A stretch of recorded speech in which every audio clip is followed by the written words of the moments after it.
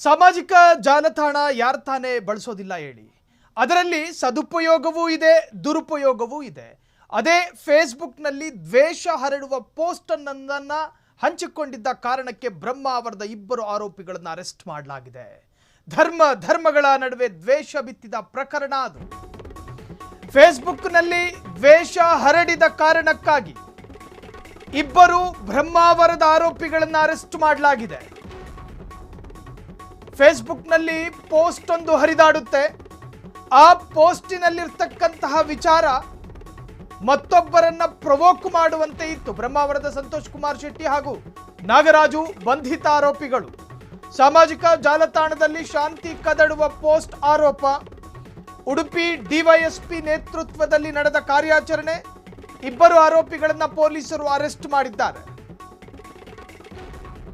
ಬಂಧಿತ ಆರೋಪಿಗಳನ್ನ ಪೊಲೀಸರು ವಶಕ್ಕೆ ಪಡೆದು ಈ ಹಿಂದೆಯೂ ಇದೇ ತರಹದ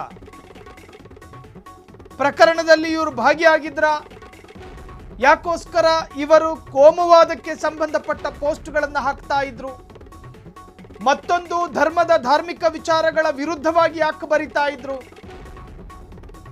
ಚಾಳಿ ಬಿದ್ದ ಪ್ರಕರಣದಲ್ಲೇನಾದ್ರೂ ಇವರು ಭಾಗಿಯಾಗಿದ್ರು. ಚಾಳಿ ಬಿದ್ದ ಪ್ರಕರಣ ಅಂದ್ರೆ ಈ ಹಿಂದೆಯೂ ಕೂಡ ಇದೇ ತರಹದ ಪ್ರಕರಣದಲ್ಲೇನಾದ್ರೂ ಇವರು ಗುರುತಿಸಿಕೊಂಡಿದ್ರ. ಕರಾವಳಿ ಭಾಗ ನಿಮಗೆ ಗೊತ್ತಿರೋ ಹಾಗೆ ಅತ್ಯಂತ ಸೂಕ್ಷ್ಮವಾದಂತಹ ಪ್ರದೇಶ. ಆ ಭಾಗದಲ್ಲಿ ಧರ್ಮದ ಹೆಸರಿನಲ್ಲಿ ಗಲಭೆಗಳಾಗ್ತವೆ. ಇನ್ನು ಧಾರ್ಮಿಕ ಆಚರಣೆಯ ವಿಚಾರವಾಗಿಯೂ ಕೂಡ ದೊಡ್ಡ ದೊಡ್ಡ ಕಲಹಗಳೇ ಆಗ್ತವೆ.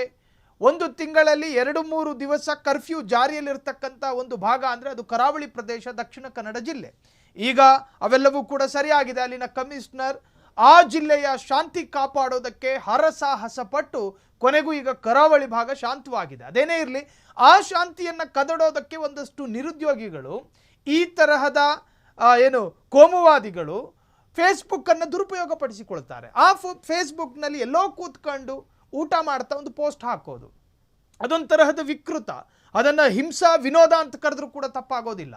ಒಂದು ತರಹದ ಹಿಂಸೆ ಕೊಟ್ಟು ಇವರು ವಿನೋದವನ್ನು ಪಡೋದು, ಖುಷಿ ಪಡೋದು. ವಿಕೃತತೆಯಲ್ಲಿ ಒಂದು ತರಹದ ವಿಕೃತ ಇವರದು.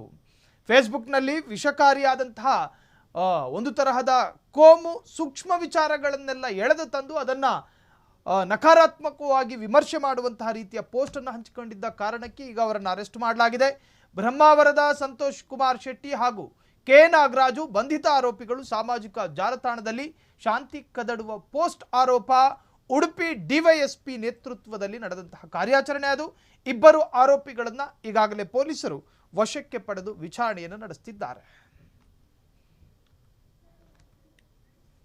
ಕ್ಷಣ ಕ್ಷಣದ ಸುದ್ದಿಗಳಿಗಾಗಿ ಫ್ರೀಡಂ ಟಿವಿ ಸಬ್ಸ್ಕ್ರೈಬ್ ಮಾಡಿ, ಲೈಕ್ ಮಾಡಿ ಹಾಗೂ ಫಾಲೋ ಮಾಡಿ.